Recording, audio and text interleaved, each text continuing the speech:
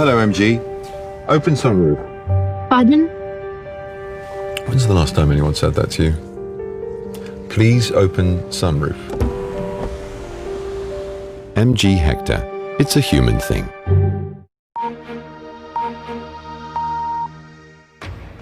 BBC दुनिया में आज देखिए भारत के गांवों पर कोरोना की मार।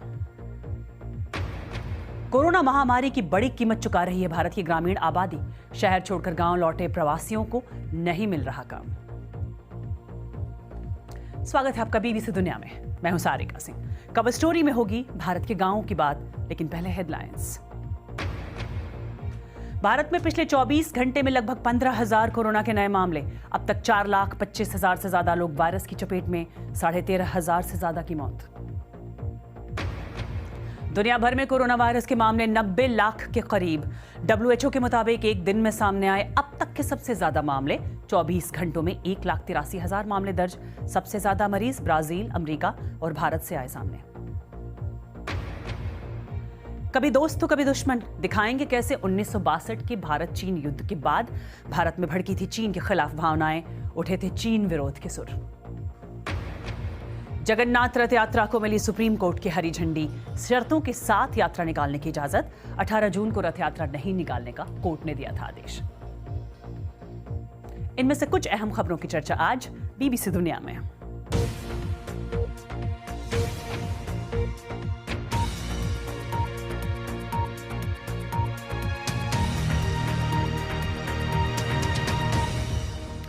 कोरोना महामारी से भारत के दिल्ली, मुंबई जैसे शहर बुरी तरह प्रभावित हुए हैं, पर भारत के गांवों पर क्या पड़ा है इसका असर? आज कवर स्टोरी में इसी की पड़ताल।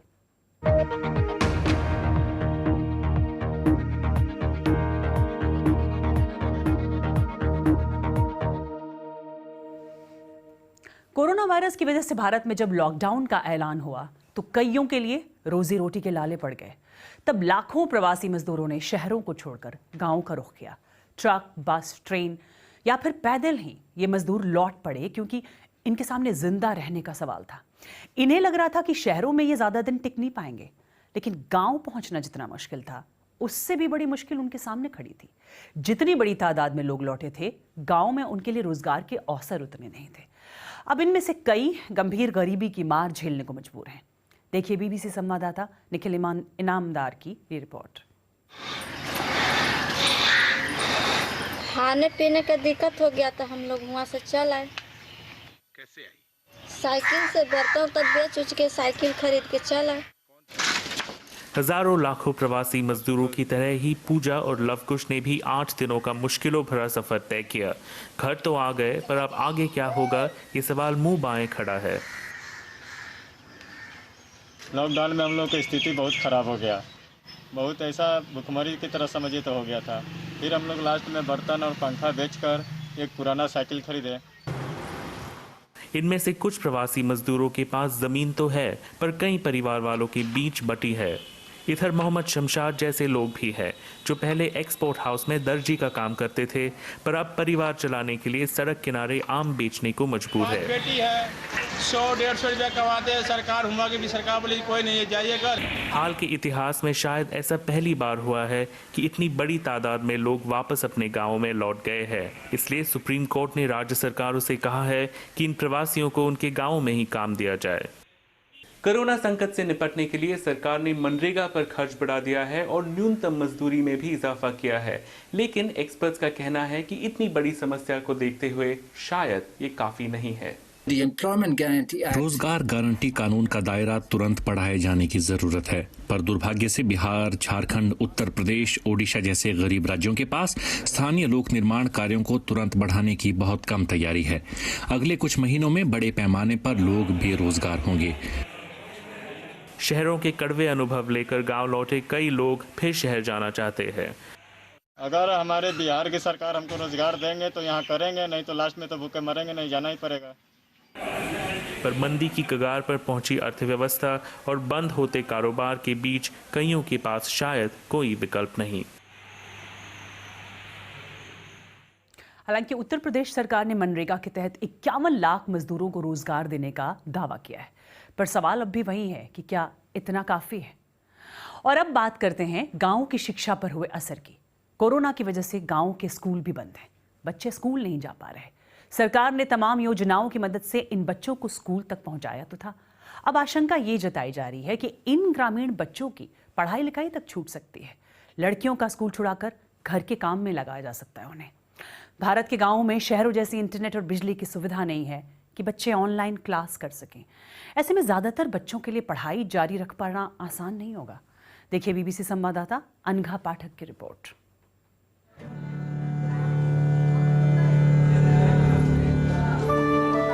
जो लोग पढ़े लिखे हैं वो अपने बच्चों को घर पर पढ़ा सकते हैं। हम अशिक्षित हैं, कभी स्कूल नहीं गए, हम अपने बच्चों को घर पर कैसे पढ़ाएं?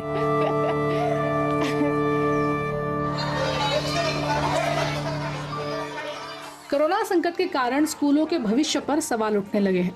स्कूल बंद होने की वजह से औपचारिक शिक्षा से बहुत सारे छात्रों का नाता टूट गया है। इसकी सबसे ज्यादा मार गांवों में रहने वाले बच्चों पर पड़ने वाली है।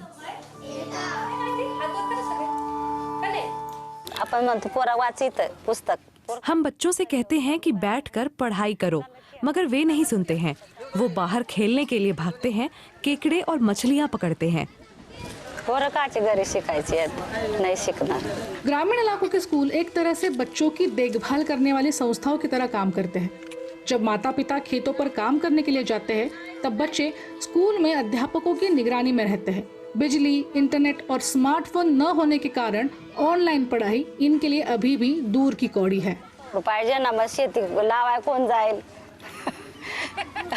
मॉनसून की शुरुआत हुई है। अगर हम घर पर रहकर ये देखते रहेंगे कि बच्चे पढ़ रहे हैं या नहीं, तो फिर खेतों में कौन काम करेगा? बच्चों की पढ़ाई तो स्कूल में भी होती है।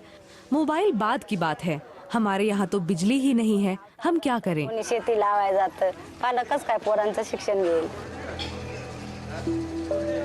बहुत सारे माता पिता अपने बच्चों को पढ़ाने की स्थिति में नहीं हैं क्योंकि वो खुद भी कभी स्कूल नहीं गए।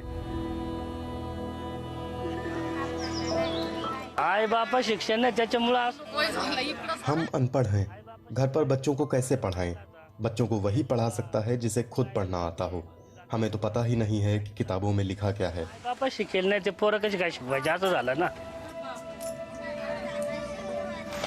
अब ये बच्चे खेतों में अपने माता पिता का हाथ बटा रहे हैं। कुछ दिहाड़ी कमाने में जुटे हैं तो लड़कियां घरेलू कामकाज में उलझी हैं।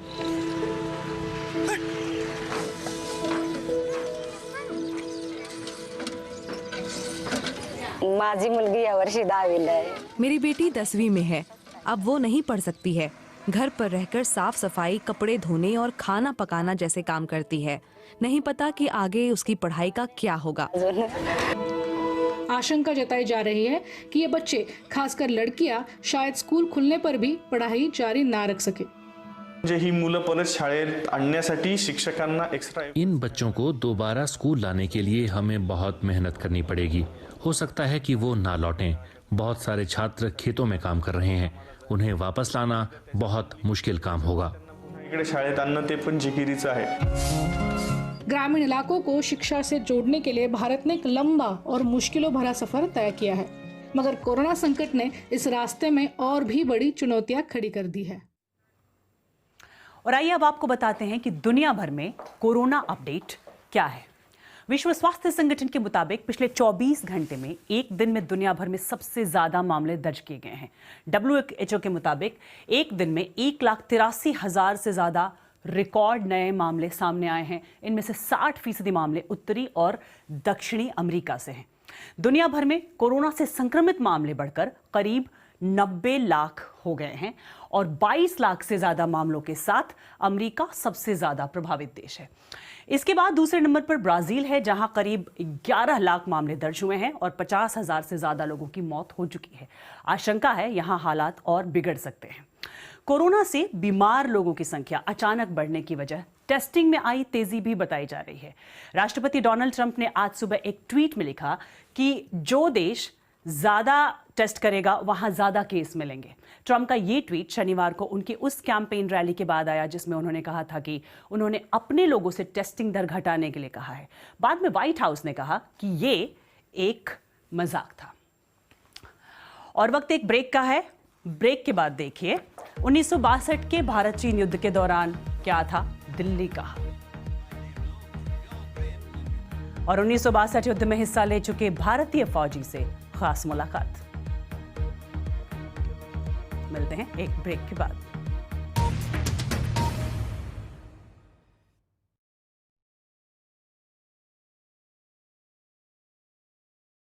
नमस्कार, मैं हूं अमिताभ बच्चन। देखिए, हम सब मिलकर नोवल कोरोना वायरस या कोविड-19 को फैलने से रोक सकते हैं। इसके लिए हमें बचाव के कुछ तरीके अपनाने होंगे। खांसते या छींकते समय हमेशा अपने मुंह को रुमाल से या टिश्यू से ढकें। इस्तेमाल किए हुए टिश्यू को तुरंत ढक्कनदार कचरे के डब्बे में डाल दें। अपनी आंख, नाक और मुंह को हाथ से न छुएं। आप अपने हाथों को समय समय पर साबुन और पानी से लगभग 20 सेकंड तक धोएं। भीड़ भाड़ वाली जगह पर जाने से बचें। अगर आपको खांसी, बुखार या सांस लेने में तकलीफ हो रही है तो आप दूसरों से दूरी बनाए रखें। ऐसे लक्षण दिखने पर तुरंत अपने डॉक्टर से सलाह लें। अस्पताल में आप अपने मुंह पर मास्क या रुमाल जरूर रखें। अधिक जानकारी के लिए स्वास्थ्य एवं परिवार कल्याण मंत्रालय की एक हेल्पलाइन है 011-239-78046। अपनी सुरक्षा के लिए हमारी मदद कीजिए। आप देख रहे हैं बीबीसी दुनिया, मैं हूं सारिका सिंह। कभी दोस्त, कभी दुश्मन, भारत चीन के रिश्ते कुछ ऐसे ही बदलते रहे हैं। साल 1954 में दोनों देशों ने पंचशील समझौते पर दस्तखत किए, लेकिन 1960 के दशक में सरहद तय करने को लेकर दोनों देशों के बीच टकराव बढ़ा। ये विवाद अब तक बरकरार है। आज गलवान घाटी में हुए संघर्ष को लेकर जिस तरह से भारत में चीन के खिलाफ माहौल है, कुछ ऐसा ही माहौल लगभग 6 दशक पहले दिल्ली में था। आज हम आपको दिखा रहे हैं वही खास तस्वीरें। तारीख थी 19 अप्रैल 1960। भारत के प्रधानमंत्री जवाहरलाल नेहरू नई दिल्ली में चीन के प्रधानमंत्री चाओ एन लाई की आगवानी कर रहे थे। दोनों नेताओं के बीच बातचीत का मुद्दा सीमा विवाद था। इस मुलाकात के दौरान दिल्ली की सड़कों पर चीन के खिलाफ प्रदर्शन हो रहे थे। चाओ एन लाई विवाद को कमतर दिखाने की कोशिश में थे, लेकिन नेहरू ने भी इसे गंभीर मुद्दा बताया। साल 1962 का अक्टूबर महीना आते आते ये विवाद बढ़ गया और दोनों देशों के बीच जंग छिड़ गई। युद्ध के पहले जून के महीने में जनसंघ पार्टी ने दिल्ली में स्कूटर रैली निकाली। इसके जरिए चीन के साथ हर तरह के संबंध तोड़ने की मांग की गई। साल 1962 में जब पूर्वोत्तर भारत में युद्ध के बादल छाने लगे थे, तब तनाव का असर दिल्ली में स्वतंत्रता दिवस कार्यक्रम पर भी दिखा। जंग अक्टूबर महीने में छिड़ी और 1962 में ही चीन ने संघर्ष विराम का ऐलान किया। युद्ध के मैदान में भारत की हार हुई और इसका राजनीतिक असर भी हुआ। तत्कालीन रक्षा मंत्री वी.के. कृष्ण मेनन को इस्तीफा देना पड़ा। 5 साल बाद यानी 1967 में भारत और चीन नाथुला को लेकर एक बार फिर आमने सामने थे। तब दिल्ली में हिंसक विरोध देखने को मिला। प्रदर्शनकारियों ने दिल्ली स्थित चीनी दूतावास पर पत्थर फेंके। दोनों देश युद्ध टालते रहने में तो कामयाब हुए, लेकिन दिल्ली में तनाव का असर महसूस होता रहा, सत्ता के गलियारों में भी और सड़क पर भी। और अब आपको मिलवाते हैं पूर्व भारतीय सैनिक एलिहुड जॉर्ज से, जो 1962 में भारत चीन युद्ध में हिस्सा ले चुके हैं। उस वक्त गलवान घाटी में ही तैनात थे। आज उनका बेटा भी सेना में है। देखिए बीबीसी संवाददाता आमिर पीरजादा से उनकी खास बातचीत। हमारे साथ है मिस्टर जॉर्ज।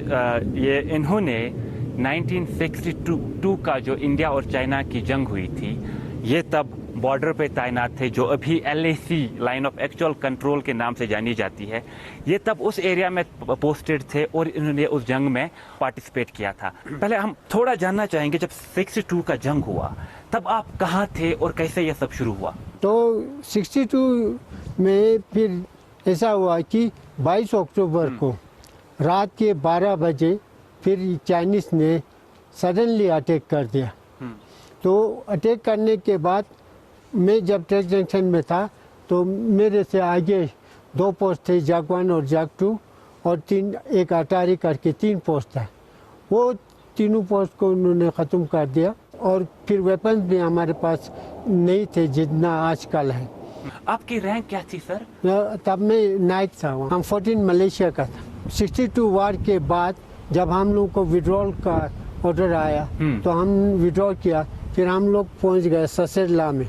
गलवन वैली के बारे में हमें थोड़ा समझाइए, वो जियोग्राफिकली गलवन वैली कैसी है, वो LAC क्या है? हमने सुना है गलवान नाला है, लेकिन वो इतना इम्पोर्टेंट नहीं था। अब इम्पोर्टेंट इसलिए हो गया क्योंकि अब चाइनीज जो है उस जगह पर आकर कब्ज हो गया, उस जगह को वो कैप्चर करना चाहता है। खासकर आज इसकी अहमियत इसलिए हुआ क्योंकि ये शौक के ऊपर हमारे इंडिया ने पुल बनाकर वहाँ से रास्ता ले लिया। अब वो उसका इंटेंशन यही है कि वो रास्ता को ब्लॉक करने के लिए यही जगह है, इसको पकड़ ले ताकि हमारी कॉन्वॉय को, हमारे सप्लाई को रोक सके। चले बातचीत चले या नतीजा कोई कभी न कभी निकल जाएगा, लेकिन इस तरीके से हाथापाई या अचानक इस तरीके से अटैक हो जाए, ये बहुत दुख की बात। सालों बाद भी बरकरार है रिश्तों का उतार चढ़ाव। और एक ब्रेक के बाद दिखाएंगे पाकिस्तान के लोग किस तरह हो रहे हैं योग के मुरीद। देखेंगे एक ब्रेक के बाद।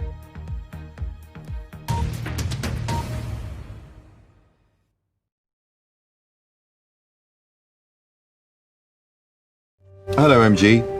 Open sunroof. Pardon? When's the last time anyone said that to you? Please open sunroof. MG Hector. It's a human thing. ये है मेरा हार्वेस्ट गोल्ड का ब्रेड पैकेट जो आता है एक इनोवेटिव पैकेजिंग में विद डबल हीट सील जो बनाए पैक को टैम्पर प्रूफ और नई क्लिप सील जिससे आप करें ब्रेड को रीपैक आफ्टर यूज। सील नहीं, ब्रेड वही। आप देख रहे हैं BBC दुनिया, मैं हूं सारिका सिंह। पाकिस्तान में माना जाता था कि योग करना हिंदू परंपरा का हिस्सा है, लेकिन अब वहां के कई लोग योग के मुरीद हो गए हैं। वहां अब लोग इसे धर्म से नहीं जोड़ते बल्कि एक ऐसी वर्जिश मानते हैं जो शारीरिक के साथ साथ मानसिक सेहत के लिए भी फायदेमंद है। देखिए पाकिस्तान से BBC संवाददाता शुमाइला जाफरी की रिपोर्ट। पाकिस्तान में आमतौर पर लोग योग को हिंदू धर्म का तौर तरीका और हिस्सा मानते रहे हैं, लेकिन 1990 के दशक में शहरी मध्यम वर्ग ने इसे आध्यात्मिक नहीं बल्कि शारीरिक व्यायाम का हिस्सा मान लिया। खास तौर से लॉकडाउन के दौरान कई लोगों ने मानसिक और शारीरिक स्वास्थ्य दुरुस्त करने के लिए योग को अपनाया है। एक्सटर्नल इवेंट्स लाइफ में होते रहते हैं, वो हमारे कंट्रोल में नहीं होते। जिस तरह का इस वक्त हमारे पास कोरोना आया हुआ है, एक बहुत बड़ा प्रॉब्लम, पूरे ग्लोबल प्रॉब्लम। तो योगा आपको सिर्फ इतनी अवेयरनेस क्रिएट कर देता है आपके अंदर, आप अपनी सोच के वॉचर बन जाते हैं। योगा ने जो मुझे एक चीज़ सिखाई है वो है अपने साथ वक्त गुजारना और उस वक्त को पूरी तरह से एंजॉय करना, अपने आप से कनेक्ट रहना। और अब ज्यादातर लोग डिप्रेशन और मानसिक बीमारियों का इलाज भी योग की मदद से कर रहे हैं। तो योगा जो है वो the meditation part of it really helps you pin point जहाँ चीज़ें गलत हैं, फीलिंग्स कहाँ से आ रही हैं, और जब आप वो पिन पॉइंट कर लेते हैं तो नेचुरली आपको हेल्प करता है। हालांकि कुछ योग प्रेमियों का मानना है कि उन्होंने योग से केवल शारीरिक या मानसिक स्वास्थ्य ही नहीं बल्कि कई और सकारात्मक बदलाव महसूस किए। डिफरेंट पार्ट्स ऑफ योगा है, उसके अंदर एक पार्ट जो उसको कहते हैं कर्मा योगा। कर्मा योगा का मतलब ये होता है कि action without expecting any reward, और योगा का मकसद ही ये है कि आप कंटेंट हो अपनी ज़िंदगी में, अपने अंदर, अपने आप में। और कोरोना वायरस के इस दौर में जब बहुत कुछ बदल रहा है तो योग का तरीका भी बदला सा नजर आया।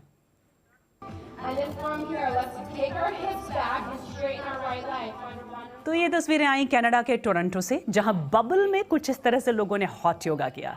कई महीनों से लॉकडाउन के दौरान ये लोग ऑनलाइन योग क्लासेस कर रहे थे, पर कल इंटरनेशनल योग दिवस के दिन घरों से बाहर निकलकर साथ आए, पर सोशल डिस्टेंसिंग बनी रहे इसके लिए 7 फीट लंबे और 12 फीट चौड़े बबल में बैठकर दूसरों से दूरी बरती गई।